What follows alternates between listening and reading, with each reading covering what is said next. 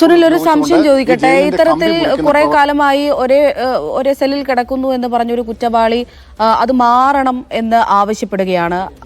അങ്ങനെ ആവശ്യപ്പെട്ടാൽ ഈ ഡി ബ്ലോക്കിൽ നിന്ന് അയാളെ മാറ്റാൻ പറ്റുമോ? അതിന് ക്രൈറ്റീരിയ ഒക്കെ ഉണ്ടാവില്ലേ? തീർച്ചയായും ഉണ്ട്. അത് നമ്മൾ ജയിൽ ഉദ്യോഗസ്ഥരുമായി ബന്ധപ്പെട്ട് സംസാരിച്ചിരുന്നു. നേരത്തെ ജയിലിലുണ്ടായിരുന്ന ചില ഉദ്യോഗസ്ഥരുമായി ബന്ധപ്പെട്ട് സംസാരിക്കുമ്പോൾ അവർ തന്നെ പറയുന്നുണ്ട്, ഒരു കാരണവശാലും ഒരു സെല്ലിൽ നിന്ന് മറ്റൊരു സെല്ലിലേക്ക് ഒരു തടവുകാരൻ നടന്നു പോലും പോകാൻ പാടില്ല. അതായത് അവരുടെ സെല്ലിൽ നിന്ന് അപ്പുറത്തേക്ക് വിത്തൗട്ട് പെർമിഷൻ മറ്റൊരു സെല്ലിലേക്ക് പോവുക പോലും പാടില്ല എന്നതാണ് നിയമം എന്നിരിക്കെയാണ് ഇത്ര ഗുരുതരമായ ഒരു അനാസ്ഥ, ഒരു ഗുരുതരമായ വീഴ്ച ഇവരുടെ ഭാഗത്തു നിന്നുണ്ടാവുന്നത്. അതുകൊണ്ടാണ് ഞാൻ പറഞ്ഞത്, ബ്ലോക്ക് മാറ്റി കൊടുക്കുന്ന ഒരു സാഹചര്യം, ഡി ബ്ലോക്കിൽ നിന്ന് ബി ബ്ലോക്കിലേക്ക് മാറ്റി കൊടുക്കുന്ന ഒരു സാഹചര്യം പോലും ഉണ്ടാവുന്നു. ഒപ്പം അവിടെ ഒരു തടവുകാരൻ ഇയാൾക്കൊപ്പം ഉണ്ടാവും. തടവുകാരനെ കൂടി കൂട്ടുപിടിച്ചുകൊണ്ട്, തമിഴ്നാട് സ്വദേശിയായ അയാളെ കൂടി കൂട്ടുപിടിച്ചുകൊണ്ട് ഇതിന്റെ കമ്പി മുറിക്കുന്നു. 28 ദിവസം നീണ്ടുനിന്ന പ്രയത്നത്തിനൊടുവിലാണ് ഈ കമ്പി മുറിച്ചു മാറ്റാൻ കഴിഞ്ഞത്. പോലീസിന് കൊടുത്ത മൊഴി അനുസരിച്ചാണെങ്കിൽ ഇന്നലെ രാത്രിയോടുകൂടിയാണ് ഈ കമ്പി പൂർണ്ണമായും മുറിച്ചു മാറ്റുന്നത്. ഒടുവിൽ ആ കമ്പിയുടെ വിടവിലൂടെ പുറത്തേക്ക് ഇറങ്ങാൻ ഗോവിന്ദച്ചാമിക്ക് മാത്രമേ സാധിച്ചുള്ളൂ. കുറെ കൂടി ശാരീരിക വലിപ്പമുള്ള ഇയാൾക്കൊപ്പമുള്ള മറ്റ് സഹതടവുകാരന് ആ കമ്പിക്കുള്ളിലൂടെ പുറത്തേക്ക് കടക്കാൻ കഴിയാതെ വരികയും ചെയ്യുന്നു.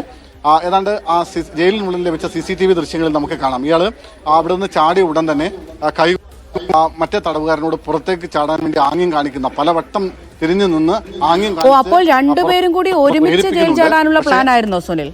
പരാജയപ്പെട്ടു പോവുകയാണ്.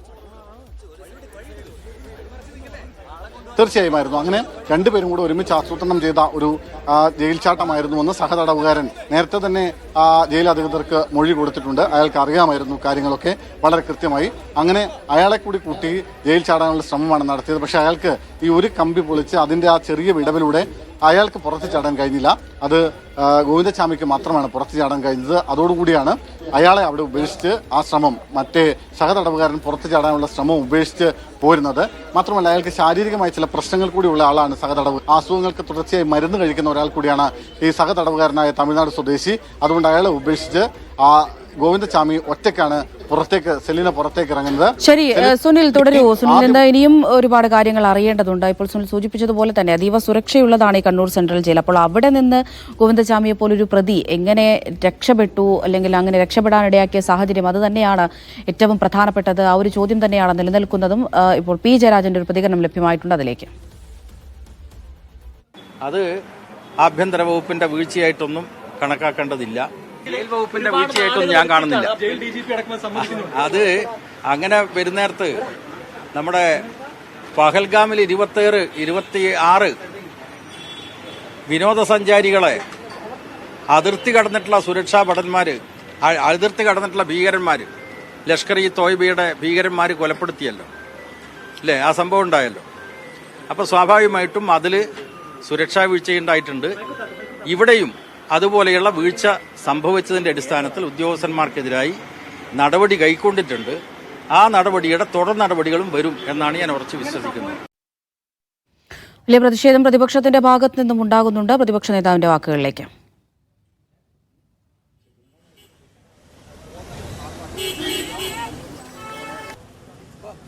അവിശ്വസനീയമാണ്. ജയിലിന്റെ അകത്തു നിന്നും ജയിലിന്റെ പുറത്തു നിന്നും തീർച്ചയായിട്ടും ഇയാൾക്ക് എല്ലാ പിന്തുണയും കിട്ടിയിട്ടുണ്ട്. സർക്കാരിന് അപമാനകരമായ കാര്യമാണ് നടന്നിരിക്കുന്നത്.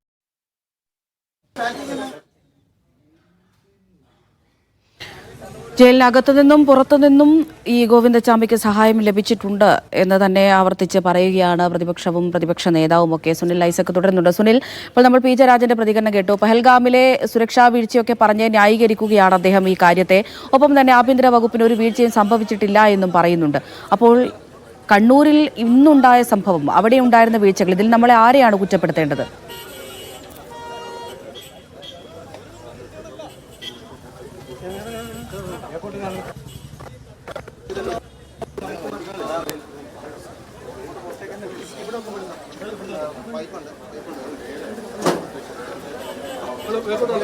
സുനിലിലേക്ക് എത്താം. ഇപ്പോൾ ചാടിക്കടന്ന മതിലിനടുത്തെത്തിയൊക്കെ തെളിവെടുപ്പ് നടത്തുകയാണ് അന്വേഷണ സംഘം.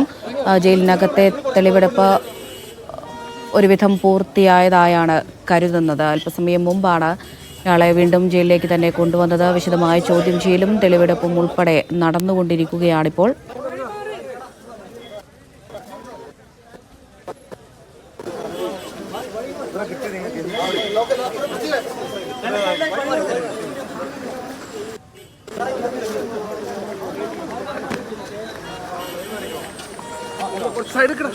വണ്ടിയുടെ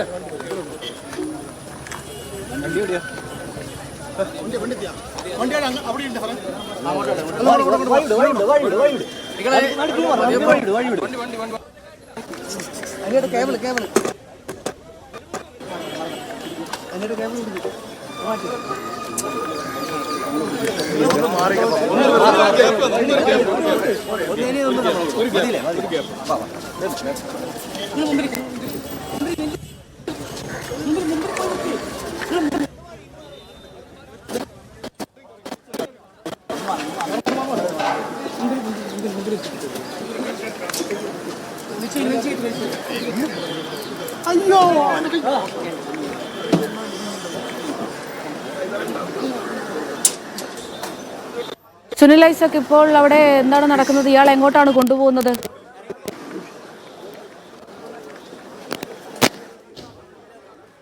തെളിവെടുപ്പ് പൂർത്തിയായിരിക്കുന്നു കണ്ണൂർ സെൻട്രൽ ജയിലിലെ എന്നാണ് അനുമാനിക്കുന്നത്. ഇനി ഒരുപക്ഷെ അപ്പുറത്ത് ഇയാൾ ചാടി വന്ന മതിലിൻ്റെ ഭാഗമുണ്ട്, അവിടെ കയറ്റുമോന്ന് കൃത്യമായിട്ട് എനിക്കറിയില്ല. പക്ഷേ എന്തായാലും നിലവിലിപ്പോൾ കണ്ണൂർ സെൻട്രൽ ജയിലിലെ തെളിവെടുപ്പ് പൂർത്തിയാക്കി അയാളെ പോലീസ് വാഹനത്തിൽ കയറ്റി കോടതിയിലേക്കാണ് കൊണ്ടുപോകുന്നത്. കോടതിയിൽ എത്തിച്ച് അവിടെ മജിസ്ട്രേറ്റിന് മുമ്പിൽ ഹാജരാക്കുമെന്നാണ് ഇപ്പോൾ ലഭ്യമായിട്ടുള്ള ഒരു വിവരം. എന്തായാലും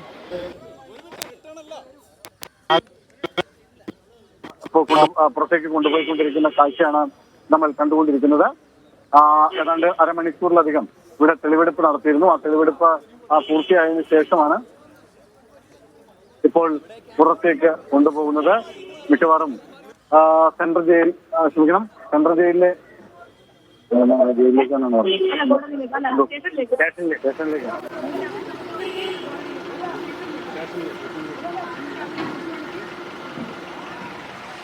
ഓക്കെ, അതായത് ഇപ്പോൾ വീണ്ടും ടൗൺ സ്റ്റേഷനിലേക്ക് തന്നെ ഇയാളെ കൊണ്ടുപോകും എന്നാണ് വനിതാ ഒരു കണ്ണൂർ സെൻട്രൽ ജയിലിലെ തെളിവെടുപ്പ് പൂർത്തിയാക്കിയ ശേഷം കണ്ണൂർ ടൗൺ പോലീസ് സ്റ്റേഷനിലേക്ക് തന്നെ കൊണ്ടുപോകും. അതിനുശേഷം 5 മണിയോടുകൂടി മാത്രമേ, അതായത് കോടതി പിരിഞ്ഞതിന് ശേഷം അല്ലെങ്കിൽ പിരിയുന്നതിന് തൊട്ട് മുൻപോ മാത്രമായിരിക്കും ഒരുപക്ഷെ ഇയാളെ കോടതിയിൽ മജിസ്ട്രേറ്റിന് മുമ്പിൽ ഹാജരാക്കുക എന്ന വിവരം കൂടി ലഭിക്കുന്നുണ്ട്.